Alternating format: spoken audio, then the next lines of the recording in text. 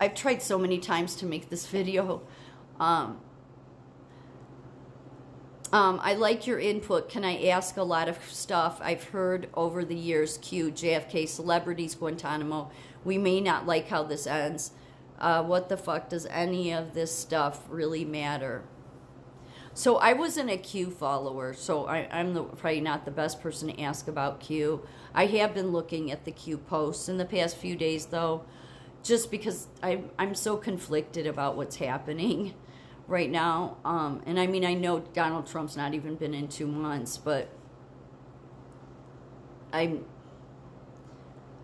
I'm conflicted because really what the Great Awakening, what the Q back channel was all about, was getting people to trying to snap them out of the heavily biased mainstream media, mind control.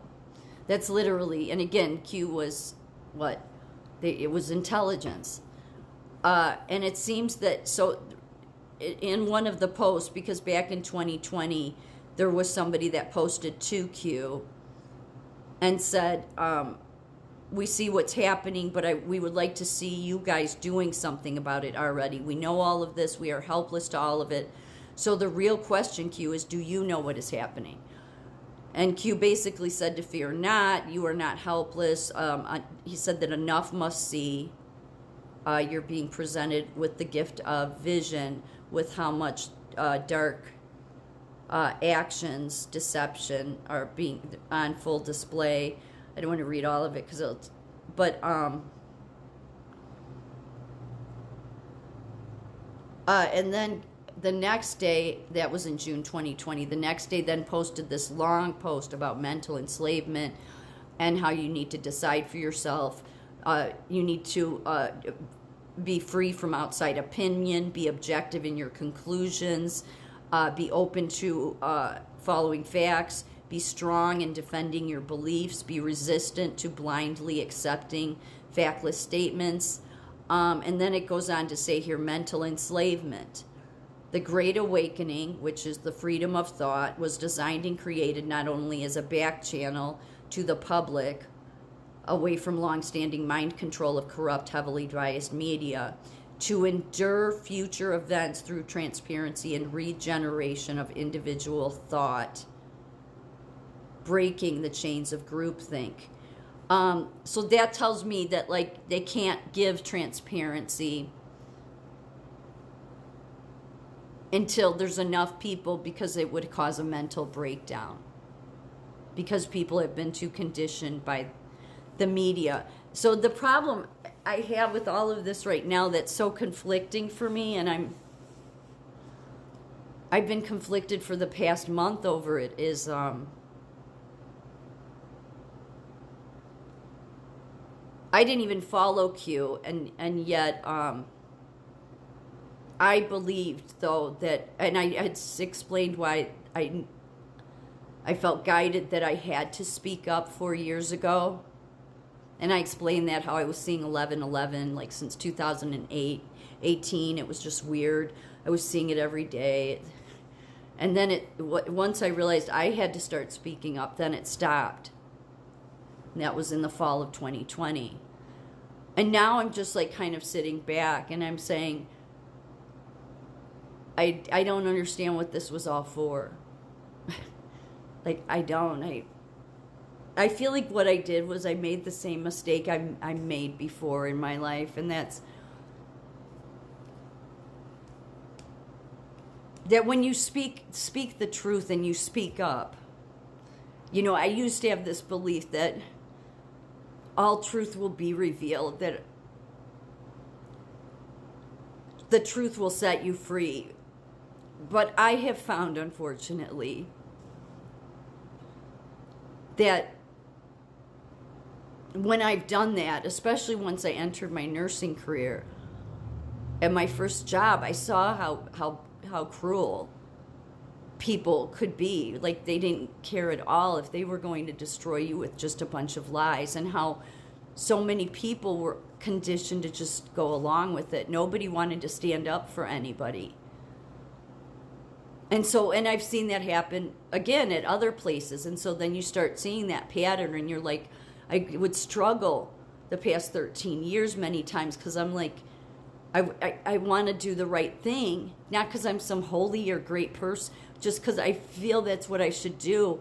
But I'm in this profession where, which I think is like every profession, it's like, no, we just do as we're told kind of thing. And so I've struggled so much with all of that, like, and prayed about it so much, like, how do I navigate in this world, God? Like, it doesn't work, you know? So then right before Trump came in, I started realizing, okay, I just need to pick my battles, you know? You can't, you just, some things you shouldn't speak up about. And then when this whole 11/11 thing started, and by this time, you know, after COVID hit, then it was really obvious to everybody something was majorly wrong. And then the fall of 2020, after leaving Northwestern, I realized I was the one that had to speak up. And so then I stopped seeing this 11/11 number. And so, and I've been doing that ever since, speaking up. But it's like I'm back in that same place where it doesn't do any good. You know, 13 years ago, it was because a bunch of lying nurses, okay, or other people corrupt, none, Catholic institution just lied about me and had no problem lying about me, or they didn't care at all. Nobody gave a shit. And so I stuck my neck out on the line to do this because I just thought, you know, I felt driven to do it. And I feel right back there again. Like that it doesn't do any good to speak up. Because then you get Donald Trump in front of the Congress and the House saying free speech has returned and all the Republicans rise and yay! And it's like bullshit. Like I love Donald Trump, but bullshit. But he can't handle negativity. Yeah, that's what Glenn Beck said. Glenn Beck said he was talking to him right before, like right before he got elected, and he said, I can't hear anything negative. And I just see that as weak, because I look at the truth as being positive, even if it's a hard truth. I've said this before. So to me, it's like if you're so weak, you need to just constantly be in your positivity thing. Then, and I'm not trying to say be negative, but I'm just a firm believer that if the truth sets you free, then you can't live in your happy land and say to everybody that we have free speech when your biggest supporters, the people that have come out the most for you, okay, that you probably never have seen any of their videos, you've never heard of them, you wouldn't even care probably about them because they're so low on the totem pole. Like you can't care about everybody, right? They can't.